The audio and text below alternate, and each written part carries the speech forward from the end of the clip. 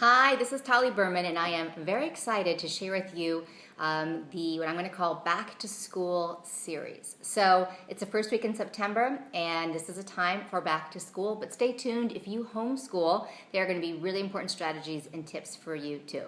Now, just so you know, I have 3 kids myself. I have a daughter who's going into 9th grade, a son who's going into 7th grade, and a son is going into 5th grade. I cannot believe my baby is going into 5th grade. And so, just like all of you out there, it's been a very exciting week. Some are starting new school. They are all starting with new teachers. And I get the importance and the anticipation of the year ahead. Will the staff best support and inspire my child to grow in all the ways that I'm hoping each one of them will grow? So that is why I'm going to do the next couple of videos on how to help your child have the most successful year ahead. And today I'm going to talk about one very important tip. It's something I just did myself, and actually it's the first year I'm doing it, which is helping to best inform and prepare your child's teacher. So I have a child, my 9-year-old, who has a lot of different learning challenges. He struggles with reading, he struggles with writing, he's got, a diagnosed learning challenge and likely dyslexia. And over the years, I've worked with staff to understand how can we best help him, how can we best support him. And over the years, we've really come down with some really important nuggets. Now, every time he has a new set of teachers, it's like starting from scratch. And until they understand how to best reach him, how to best accommodate his needs, we're already almost halfway into the school year. So I'm not wasting time this year. What I've decided to do is to create a full document. It doesn't have to be too lengthy. It's about 2 pages with bulleted points where I am sharing, and I wrote down all the things that I know a teacher needs to know to best help my child. And what I found in the past, sometimes my son's main teacher will know how to best help him, but then his science teacher, his math teacher, all the supplementary teachers are not included in this loop. Maybe this thing it just happens in Israel, but it could be the same wherever you live. And so I wanted to make sure that not only my child's main teacher, but all the teachers he's exposed to know how to best help him, don't come to him with unrealistic expectations, and help him to really shine. So my first strategy, my main strategy for today's video is to fully inform your teaching staff for your child. And some of the things you might include, and this can be, by the way, making a document, passing it, giving it out to every teacher your child has, and following up with a phone call. And I'll tell you what I've included, for example, in this particular document for my child. So some of the things I included is, first of all, what's important to prioritize and what's important to let go. There are certain things that my child can handle and certain things that he just can't. So if there's homework, for example, not prioritizing that he does 3 pages of math, but prioritizing the main exercises so he can do quality versus quantity and really be able to demonstrate his skill without being completely overwhelmed by how much work he has to do.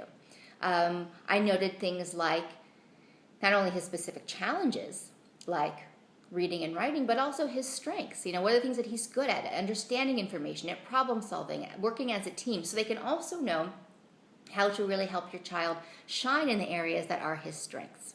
I also noted what are the best ways to accommodate my child. So for example, writing from the board is almost an impossible task for him. So I talked about the importance of having him maybe just write the first couple of sentences and then giving him the permission to use an iPod that will send with him to school so he can actually take a picture of the board so he has all the information he needs to review for tests or for important dates, but that he doesn't have to be stressed about getting every last piece of information. So those are the kind of accommodations that I would love for him to be able to utilize from the first day. I included information about where's the best place for him to sit. He does best front and center so that he's as involved as possible and is not constantly distracted.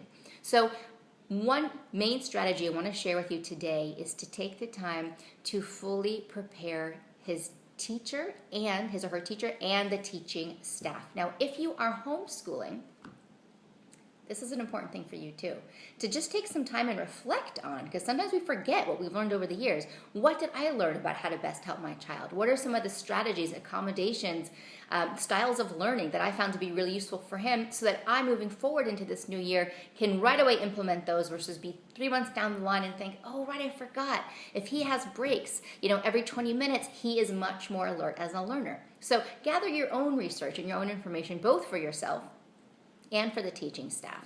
And I added one little bonus point here, which is let the teachers know you are here to help, you are here to support, give them your contact information, and ideally, especially with your child's main teacher, come up with some kind of communication system, like we will be in touch and have a phone call, once a month, so we can really hear how things are going and what challenges need to be addressed. Here's the main thing. When a teacher or a teaching staff sees you are on it, you are organized, you are an advocate for your child, you know what you're talking about, they will be much more accountable and much more aware and much more motivated to support and help your child. So today's big tip to help your child have the most successful year is to inform his teaching staff how to best support him, how to best help him with whatever accommodations he might need, so that your child can be as successful as possible in this coming year. So if you are watching this video anywhere other than my blog, hop on over to www.taliberman.com, scroll on down and leave a comment. I would love to hear what is one thing you are taking away from today's video to help your child have the most successful year ahead. So go ahead, leave me your comment, and I look forward to hearing from you.